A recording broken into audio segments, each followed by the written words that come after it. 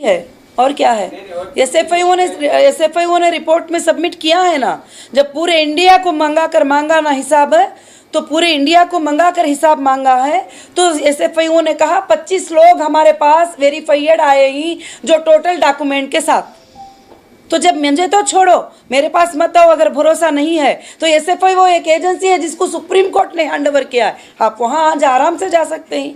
जो मुझ पर भरोसा नहीं है वो आराम से उधर जा सकते हैं। जो मुझ पर भरोसा है मैं उनको दे ही रही हूँ। आज भी आ रहे हैं, कल भी आ रहे हैं। मेरे हिसाब से, उनके हिसाब से मैं हैंडल कर रही हूँ, क्योंकि 25 साल से मैंने उनको साथ दिया है। जी, आपको जिस दिन डेटाबेस मिलेगा जी, उसके बाद मुझे असेंबल करने के लिए 1 महीने का तो वक्त चाहिए, 2 महीनों का वक्त चाहिए, ताकि पूरा ब्रेक हो गया है डेटा सेंटर। इंजीनियर्स को, आईटी टीम को लगाकर मैं रन करूंगी। उसके बाद नॉर्मली हमारा बिजनेस स्टार्ट हो जाएगा। उसके लिए मेरे जो पुराने हैं, जो 20 साल से मेरे साथ ही, उन्होंने मेरे साथ में ही हैं। आज भी बोलते हैं कि आप, हम तुम्हारे साथ हैं, हम तुम्हारे साथ खड़े होने को साथ हैं। बस तो आप जो भी प्रॉपर्टीज है, इनकेस आपको जरूरत पड़ी तो बेचने के लिए तैयार है?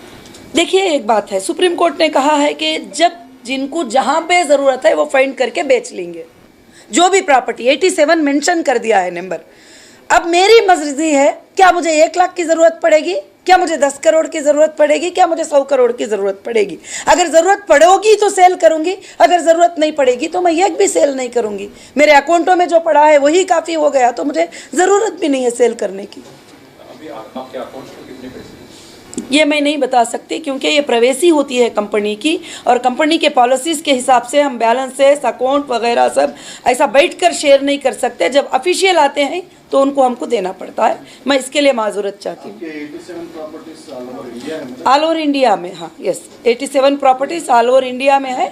मैं कोई भी प्रॉपर्टीज़ को हम सेल कर सकते हैं जब ज़रूरत पड़ गई तो। अगर मुझे एक भी पैसे की ज़रूरत नहीं है, मैं खुद सेटल कर सकती हूँ, तो फिर मुझे प्रॉपर्टीज़ की सेल करने की ज़रूरत नहीं है। ज़रूरत पड़ी तो सेल करूँगी, ज़रूरत नहीं पड़ेगी नहीं सेल करूँगी।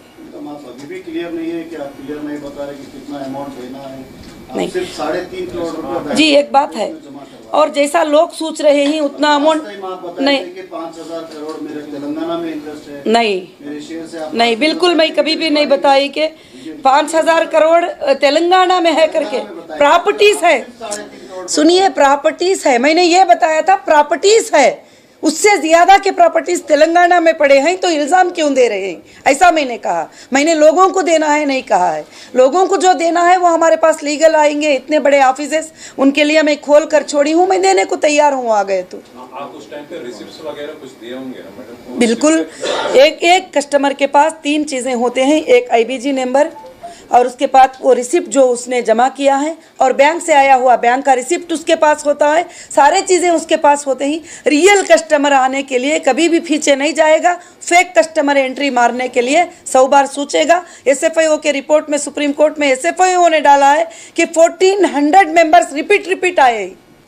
1400 मेंबर्स रिपीटेडली एक ही आईबीजी नंबर के ऊपर जो है आए ही फेक। तो इन लोगों के लिए हमारे पास पैसे नहीं है। जो कस्टमर सही से आएगा, वेरिफिकेशन होगा, उनको पेमेंट मिलेगा। आज भी पेमेंट गया है, कल भी गया है, परसों भी जाएगा। कंटिन्यू मेरे आखिरी मेंबर तक पेमेंट जाते रहेंगे। आपके पास डेटा ही नहीं है ना, आप वेरिफिकेशन कैसे करेंगे? देखिए, हमारे पास एक है डेटा, बैंक का स्टेटमेंट।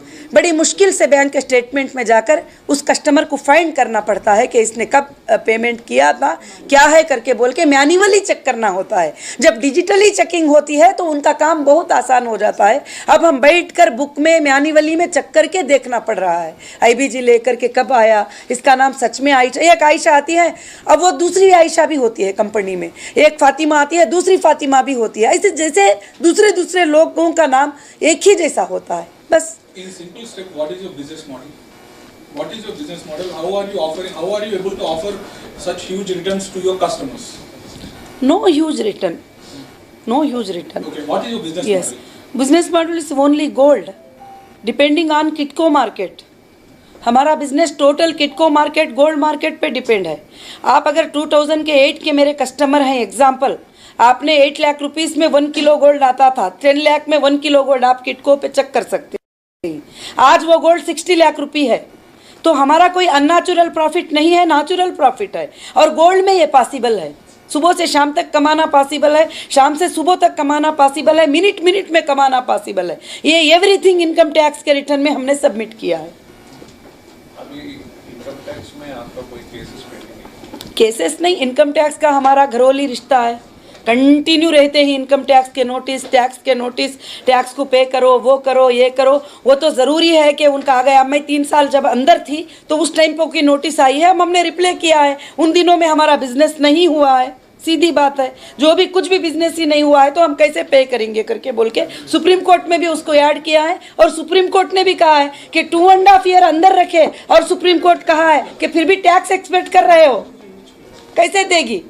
सीधी बात है। अगर लीगल पे करना है तो मैं पे करने को रेडी हूँ। ईडी केसेस खत्म हो गया। अब देखो, सुप्रीम कोर्ट ने खुद कह दिया कि 87 ईडी का हमारा क्या था। सबसे पहले सुप्रीम कोर्ट ने ईडी को बोला कि इनके 249 अकाउंट जो ही वो रिलीज करो। ईडी ने रिलीज किया और लेटर दे दिया, और हमारे पैसे जो ईडी ने जमा करके रख लिया था उस पर विथ इंटरेस्ट जमा कर दिया उन्होंने अकाउंटों में।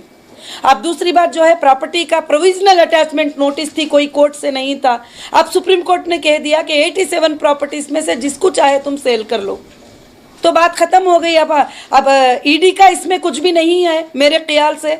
अब आगे भी चलकर नहीं रहेगा, क्योंकि उनके पास कोई कस्टमरों का मुद्दा हो तो वो भी एसएफआईओ को जाएंगे आगे चल के कि हमारे पास देखो इतने कस्टमर को नौहीरा चेक देना है, क्योंकि बैंक को तो हम कर्जा नहीं है, बैंक में तो हमने लिया नहीं है। तो अब कस्टमर उनके पास कितने 10 गए ही 15 गए ही, ईडी के हिसाब से ईडी बता रही है 31 लाख के कस्टमर उनके पास है, तो वो 31 लाख का प्रूफ वो एसएफआईओ को भेज देना है।